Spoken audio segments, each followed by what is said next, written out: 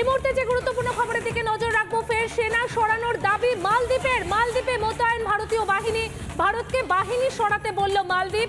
15ই মার্চের মধ্যে সেনা প্রত্যাহার হোক, নয়াদিল্লিকে বার্তা মালদ্বীপের। Assistant editor Ishandev Chattopadhyay newsroom থেকে সরাসরি আমাদের সঙ্গে রয়েছে। ঈশানদেব, তাহলে আমরা বলতেই পারি যে আবারও ভারত মালদ্বীপের মধ্যে টানাপোড়েন বাড়লো। তোমার কাছ থেকেই পুরো বিস্তারিত জানতে চাইবো ব্যাপারটা।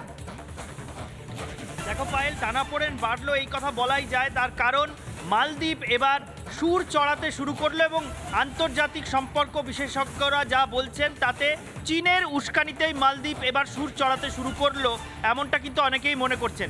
তুমি জানো যে গত প্রায় 1-1.5 সপ্তাহ ধরেই মালদ্বীপ এবং ভারতের সম্পর্ক নিয়ে বেশ টানাপোড়েন চলছে, চর্চা চলছে। তার কারণ লাক্ষাদ্বীপে প্রধানমন্ত্রী নরেন্দ্র মোদী গিয়ে সেখানকার পর্যটনকে আরও প্রমোট করার বার্তা যখন দিয়েছিলেন, লাক্ষাদ্বীপের সৈকতে নিজের হাঁটার ছবি এবং ভিডিও পোস্ট করে, তারপর থেকেই কিন্তু টানাপোড়েন শুরু হয়।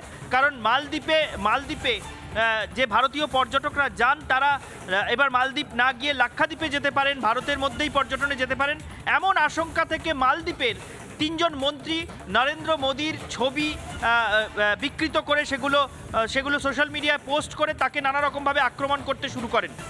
ভারতের তীব্র প্রতিবাদ জানিয়েছিল, ভারতীয় বিদেশ মন্ত্রকে ডেকে পাঠানো হয়েছিল মালদ্বীপের রাষ্ট্রদূতকে, এবং সেখানে তাকে কিন্তু কঠোর বার্তা দেওয়া হয়। এবং মালদ্বীপের যে 3 মন্ত্রী প্রধানমন্ত্রী নরেন্দ্র মোদীকে নিয়ে এই ধরনের কুরুচিকর পোস্ট করেছিলেন তাদেরকে সাসপেন্ডও হতে হয়। কিন্তু এবার মালদ্বীপের যিনি রাষ্ট্রপ্রধান সেই মোহাম্মদ মুইজু, তিনি কিন্তু নিজের অবস্থান বদলাচ্ছেন। যতক্ষণ না পর্যন্ত তিনি বেজিং থেকে মানে চীনের কাছ থেকে একটা বার্তা পেয়েছিলেন এই টানাপোড়েনে পাশে থাকার, ততক্ষণ পর্যন্ত তিনি ভারতের সঙ্গে সুসম্পর্ক বজায় রাখার কথা বলছিলেন, নিজের 3 জন মন্ত্রীকে সাসপেন্ড করে দিয়েছিলেন। কিন্তু এবার তিনি যে মুহূর্তে চীন থেকে সদ্য চীন সফর সেরে ফিরেছেন এবং চীনের সঙ্গে একগুচ্ছ চুক্তিও সই করেছেন, তারপরে কিন্তু মোহাম্মদ মুইজুর সুর বদলে গিয়েছে। তিনি এবার বলতে শুরু করেছেন কোনো দেশের অধিকার নেই, মালদ্বীপ যতই ছোট হোক, অন্য দেশ যতই বড় হোক, কারোর অধিকার নেই মালদ্বীপের অভ্যন্তরীণ বিষয়ে তারা হস্তক্ষেপ যাতে না করে, এই অধিকার কারোর নেই।